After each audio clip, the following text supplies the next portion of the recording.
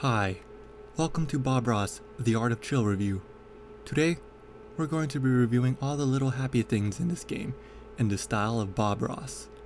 It's been sitting on a lonely shelf, so we're going to be making this little game's day a lot brighter. It's going to be wonderful. So what is Bob Ross, The Art of Chill? It's a card game where 2 to 4 players are trying to paint a painting with Bob Ross using happy little colors and brushes. It's a zen-like game of trying to score 30 chill points before anyone else. But the questions I want to pose to all you viewers out there are, is it a game worth buying? Is it fun? Is it going to be as chill as the artwork suggests? Let's find out.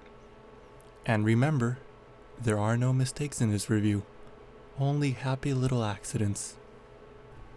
We're going to be wiggling this box open. Yes. There we go. All the pieces are right here. This Bob Ross piece is a very happy little piece. It's my favorite piece, and it's the source of all the chillness and not chillness in this game. Contrast makes all the difference in this painting game. And look at this easel. Isn't this easel strong as it holds up the painting guide? Strong back and leg leads to strong friendship, and the Bob Ross piece goes right here. Yes. Strong friendship between the Bob Ross piece and the easel. Yeah. Okay, let's go over the rules now. 30 cool chill points wins the game. You get chill points by painting features on a painting, such as these calm clouds, or mighty mountains. If you are the first player to paint a unique feature, you get 2 points. If you are the second player to paint a unique feature, you get 1 point. You don't get points for being the third player to paint a feature, or the fourth. But this doesn't mean you should neglect it. No, nothing deserves to be neglected. If you manage to paint a feature before Bob Ross paints it, you get the indicated bonus points. So even if you're not the first or second player, as long as Bob Ross hasn't painted it, you can get the Bob Ross bonus points.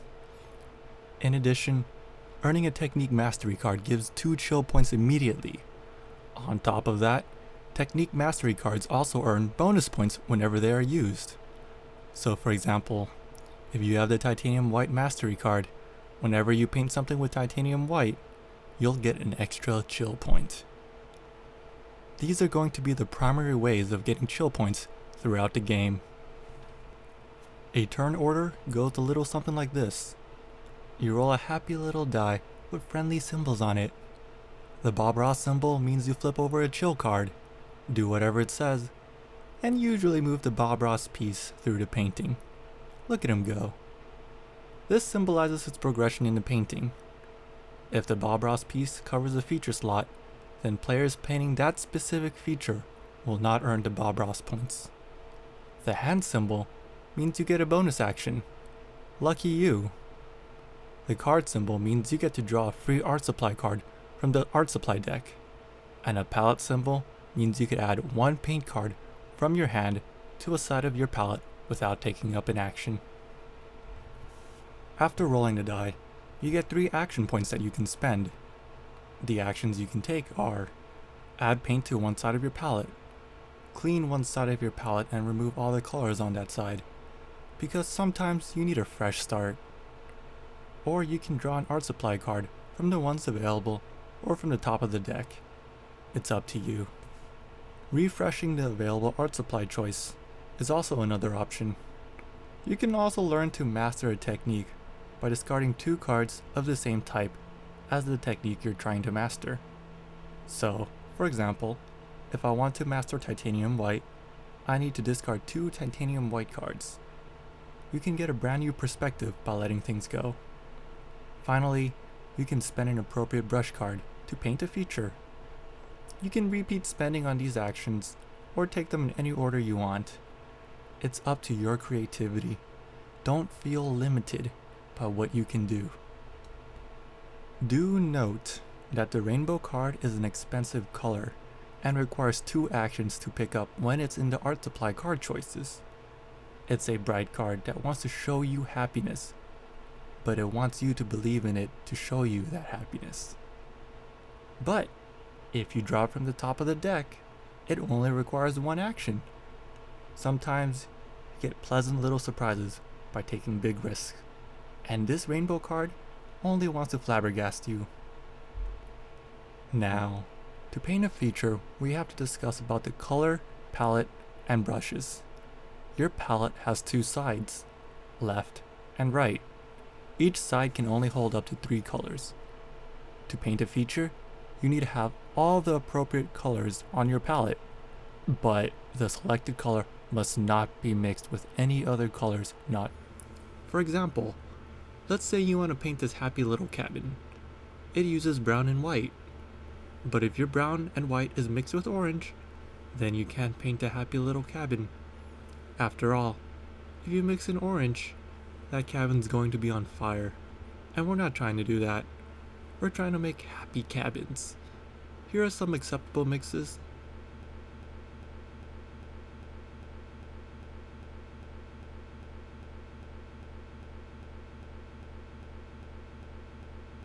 And here are some unacceptable mixes. Finally, we use the appropriate brush, located at the bottom of the card, to paint a feature. This calming cloud is flowing right over the mountain. It's so majestic, isn't it? When all 3 features have been painted by one player, or when Bob Ross advances to the end of his track, the painting is considered complete, and a new painting starts. If a player was aiming for a feature before completion, they can't paint it.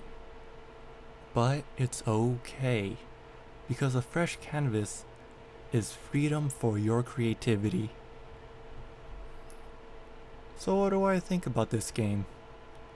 Let me impart some knowledge, because anytime you learn, you gain. It's a surprisingly fun game. The quality of the pieces are surprisingly solid. The art easel is a charming touch, and the cards are much thicker than expected, like a strong tree trunk. And look at the Bob Ross piece. He's here cheering you on. On each of these Bob Ross chill cards are some of his quotes.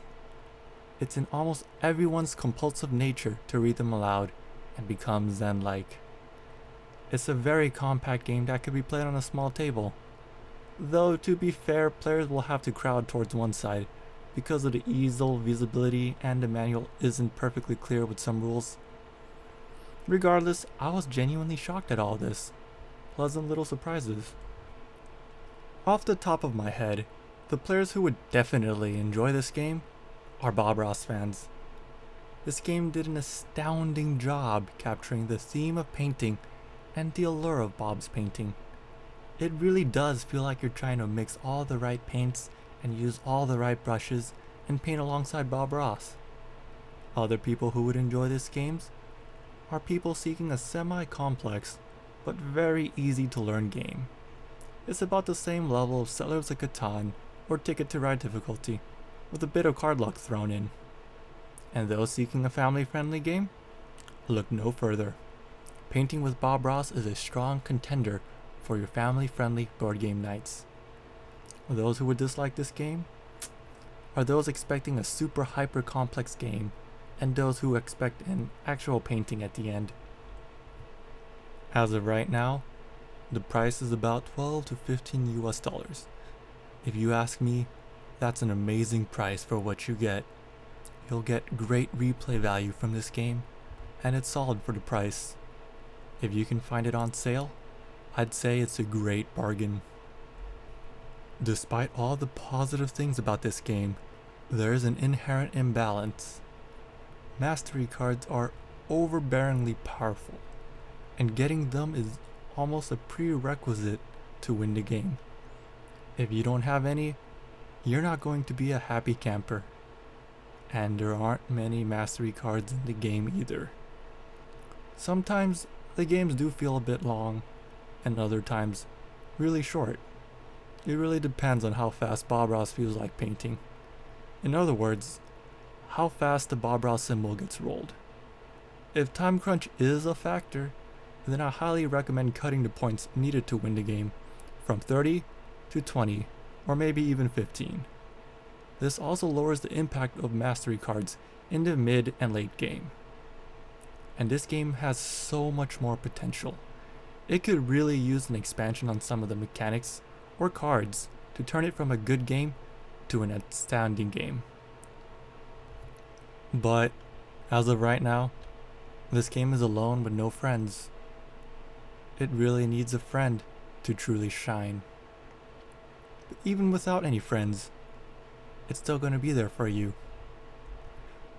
Is this game worth buying for 12 to 15 US dollars? Definitely. And it's Bob Ross. Just look at all these artworks. Here's the down low on this game though. It's not chill. But I mean that in the most endearing and fun way. At the beginning of the game, when everyone has 0 chill points, they are ironically the most chill. As the game progresses and players accumulate chill points, they kind of not become chill. The Bob Ross piece becomes a crux of stress and tension. Players begin feuding over the available art supply and competing with one another to paint the fluffy clouds first. It's the complete opposite of what this game has in mind, and it's glorious. Painting isn't calming, it's competitive, it's vicious, and even though the game and Bob Ross says that everyone is a winner, you know that there's only one true winner, and that is going to be you. You are going to be the ultimate chill winner. Sorry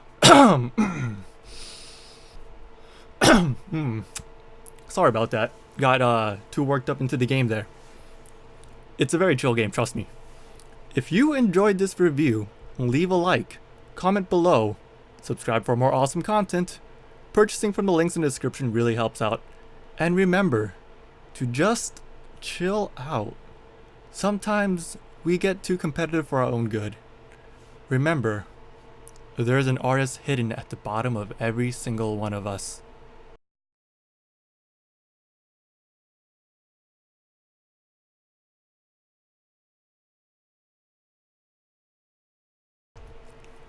And remember, you can do anything here. The only prerequisite is that it makes you happy.